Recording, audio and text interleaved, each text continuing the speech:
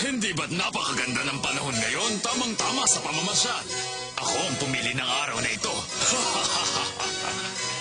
Kamahalan, sinabi ko sa aking anak na babae na sumama ngayon para naman makilala niya ang prinsipe. Napaka-romantiko mo naman, Zaral. Tamang-tama. At kapag nagustuhan nila ang isa't isa, baka maging mas responsable na ang aking anak. Mabuti na lang po't pumapayag kayo. Isabel, anak, halika rito.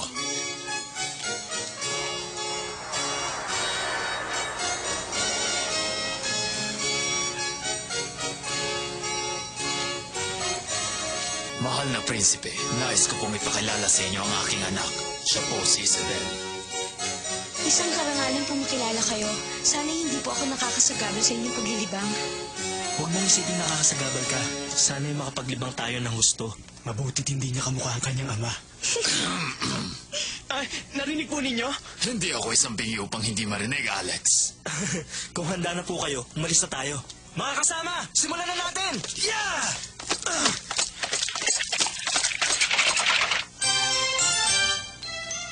Ang hindi inaasahang pagkikita.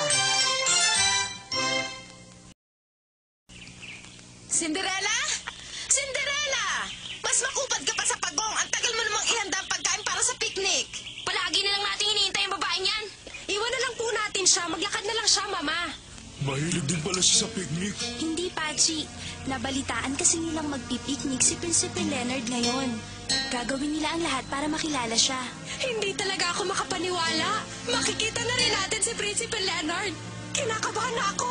At kailangan pa natin siyang hanapin. Pierre, umalis na nga tayo. Ngunit papaano na po ang pagkain ninyo? Umalis na tayo. Iwan na natin si Cinderella. Kayo pong bahala.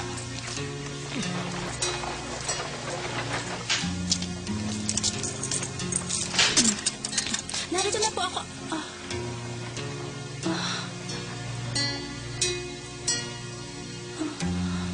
Iniwan si Cinderella.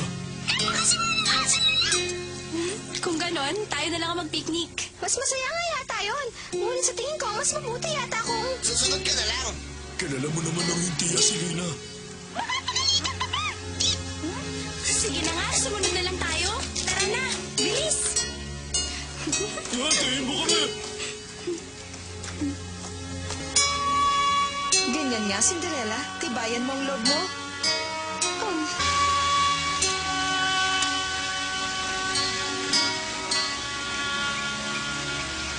Hindi naman natin mahanap si Prinsipe Leonard. Konting tiis, dadaan din siya. Sino po bang may sabing darating siya?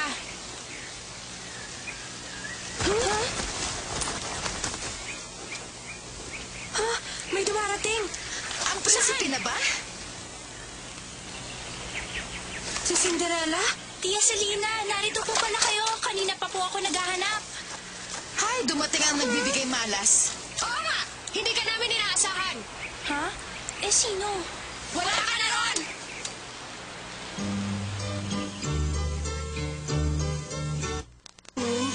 May nahuli ka na ba, Pien?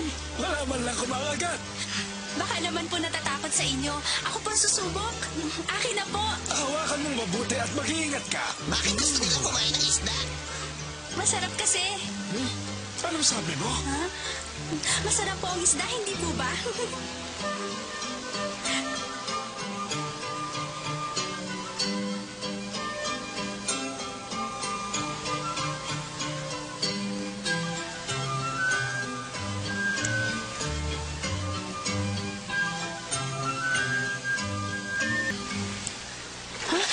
May nahuli po ako. Hawakan mo mabuti!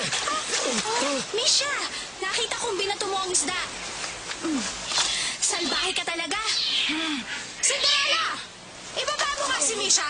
Ipinagbabawal kong hawakan mo siya. Akin na! Mahuli ka! Panggara ko! Nakita mo na? Kasalanan mo, Cinderella. Hanapin mo kayo din. Oo. Yung pa naman ang pinakabago kong Gora. Habulin mo! Papi! Tulungan mo siya! Papi!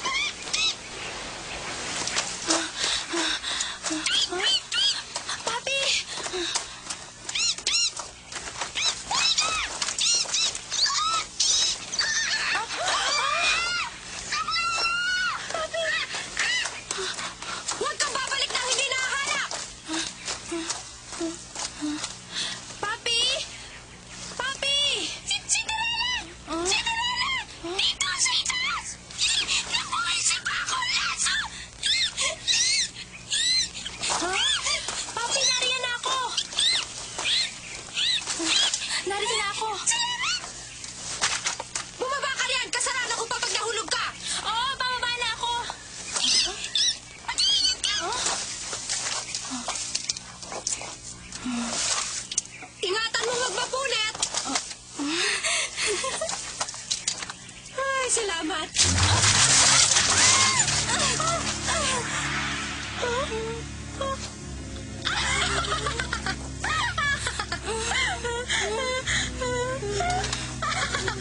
Nakakatawa yung sura mo.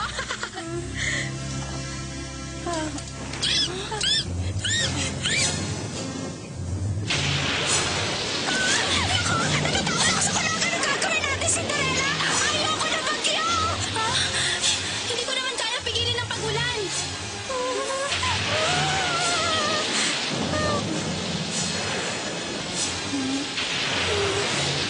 Hintayin na lang natin tumila. Ikaw ay kasalanan nito.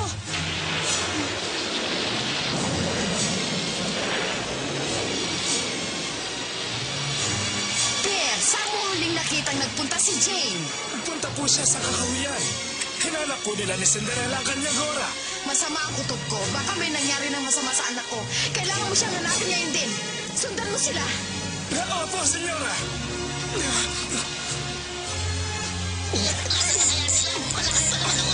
Ang masama rito, baka nawala na sila sa kakahuyan.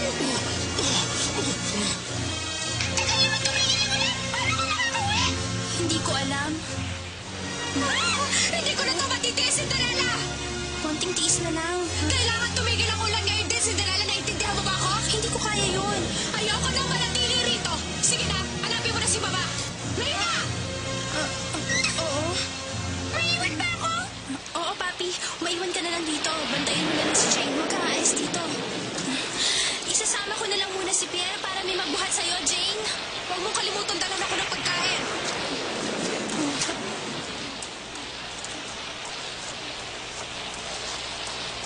Sana hanap niyo yung dad, pabalik!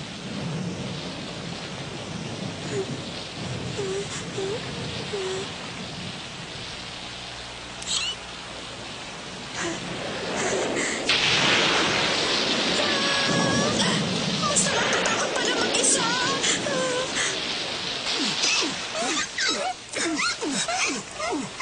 Sana hindi tayo mahirapan sa paghahanap sa dalawang senyorita. Hindi ko pa naman gaano kabisado ang lugar na ito.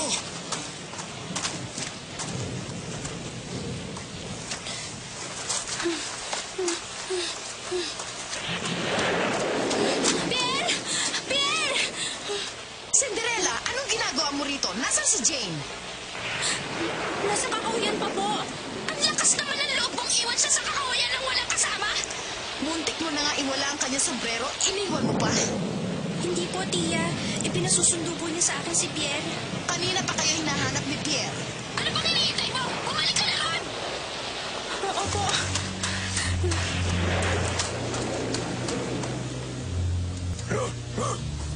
Namoy mo?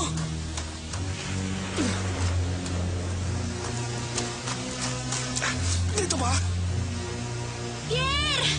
Senyorita Cinderella! Pierre! Nasa ilalim po ng puno niya si Jane. Wala na siya rito! Hindi po maaari. Kanina lamang po ay iniwan ko siya rito upang sunduin kayo. Siguro nailip siya sa paghihintay. Kailangan po natin siya hanapin. Jane, bakit ka umalis? Saan ka nagpunta? Bakit pa kanina mo pa ako kinukulit? Ha? Ha? Ha? Bangin na pala ito.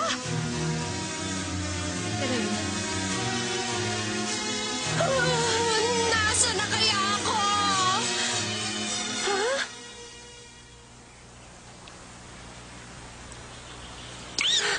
Ha? Ano kaya yon?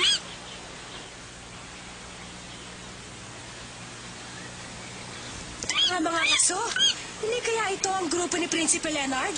Sa wakas, makikita ko na rin ang prinsipe!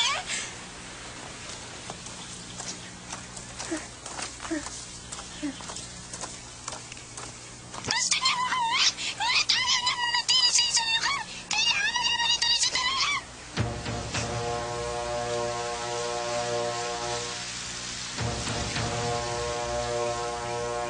Sino bang magaling na nagmungkain ng mga aso tayo ngayon? Aba, may biyaya tuwing umuulan. Baka ito na ang hudyat ng pagdating ng isang napakasayang araw at ako ang magiging pinakamasaya roon. Ang kasal po ba ng prinsipe ang tinutukoy ninyo, Ginoong Saral? Oh? Inaabala ba kita? Aba, hindi. Napag-usapan namin ng hari na kailangan ng prinsipe ng isang kasintahan. Sa aking palagay, hindi na siya mahihirapang maghanap. Ayun, Oo nga po, bagay silang dalawa. bagay na bagay kayo. Siguradong magandang kapalaran ang dadalhin ni Isabel sa iyo. Tama si Papa Kamahalan.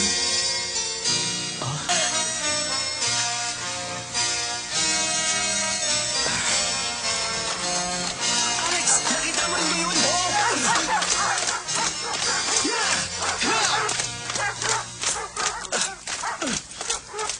Huwag ka mag-alala, mapapasayo rin siya.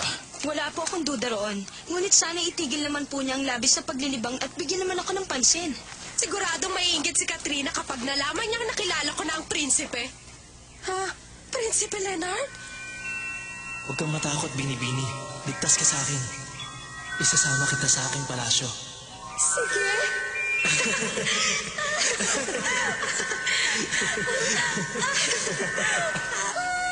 At bubuhatin ako ng kanyang mga bisig. Kinikilig lang ako kapag iniisip ko. Jane! Nasaan ka na? Senyorita Jane! Lumabas ka na, Jane! Senyorita Jane! Senyorita, nasaan ka na? Paano natin siya mahanap kung ganito kakapal ang hamog? Sana naman po hindi siya makasalubong ng isang oso rito. Huh? Papi, kanina pa namin kayo hinahanap. Senyorita, mag-iingat ka, baka ikaw naman ang mawala. Hindi natin alam kung ano ang narito sa gubat. Hintayin mo ako, Senyorita! Naku, baka hindi na natin maabutan sila Cinderella. Oo nga, Ginoong Pierre, bilisan po ninyo!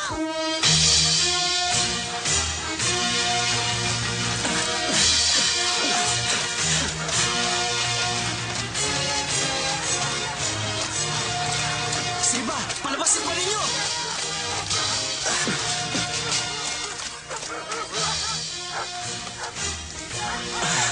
Ang malas naman, nakatakas pa ang lobong yun. Tingnan natin kung meron pang ibang hayop dito. Oo nga, Leonard. Ang mabuti pa, maglakad-lakad muna tayo. Tama! Naririnig ko ang mga tahol ng aso ni Prinsipe Leonard.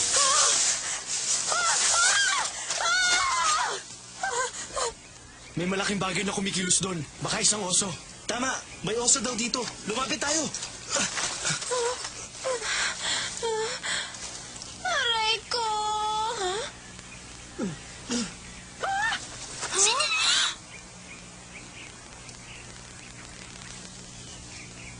Si Jane ang pinupuntriyan nila. Utang na loob, huwag kayo magpapaputok! Tao ang tatamaan ninyo!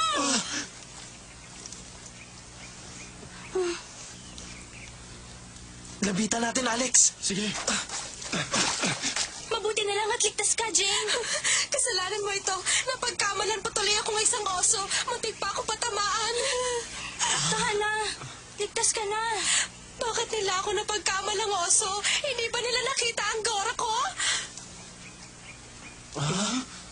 Paumanhin, mga Binibini. Hindi namin sinasadya. Bakit kasi namamasyal kayo sa gubat ng ganito ang panahon? Kung hindi dahil sa'yo, hindi sana nangyari ito. Hindi ba't sinabi ko sa'yong maghintay ka sa puno? Huwag ka nang magdahilan sa akin. Sa'yo na lang dapat nangyari to. At makakasiguro kang hindi kita ililigtas. Lagot ka kay Mama pagbalik natin, Cinderella. Patawarin mo ako, Jane. Cinderella?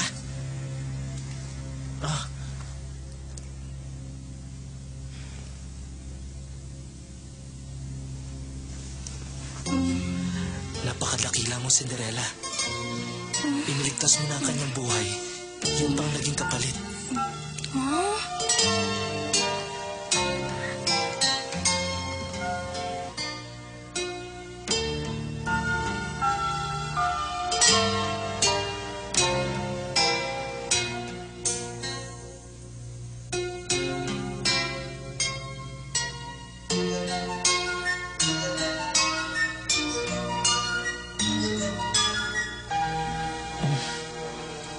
Leonard, bumalik na tayo.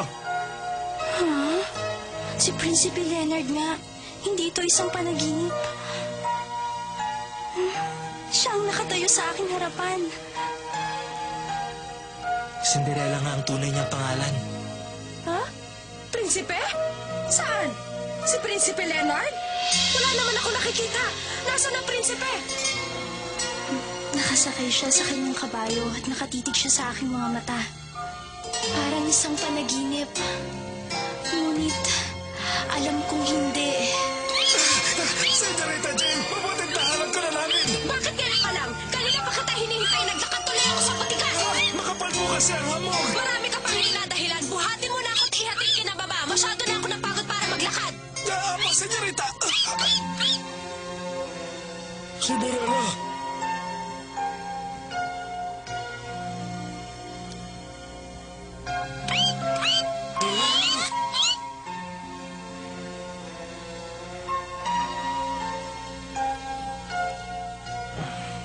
Mahal na prinsipe, matagumpay po ba kayo sa inyong pangangaso? Isang magaling na mga ngaso ang prinsipe, kaya siguradong marami siyang nahuli.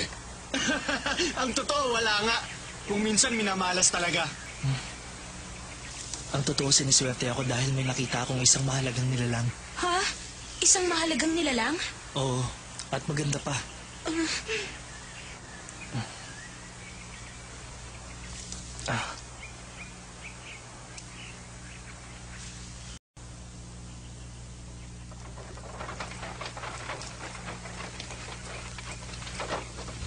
Kawawa naman ang anak ko. Alam kong labis ka natakot sa dinanas mo.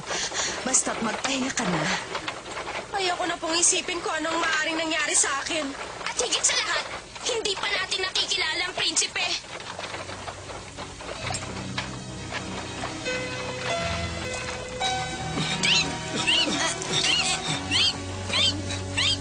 Cinderella, kakaiba ang kinikilos mo.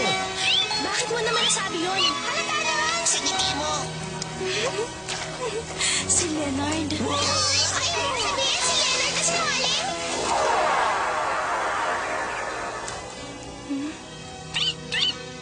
Hindi na yun ang itatawag natin sa kanya. Dahil siya nga ang tunay na prinsipe. Mataisip mo talaga siya? Chippy, nakita na natin siya. Oo nga, sa kabila ng lahat, nakangiti pa rin siya, di ba? Ha? Tayo na.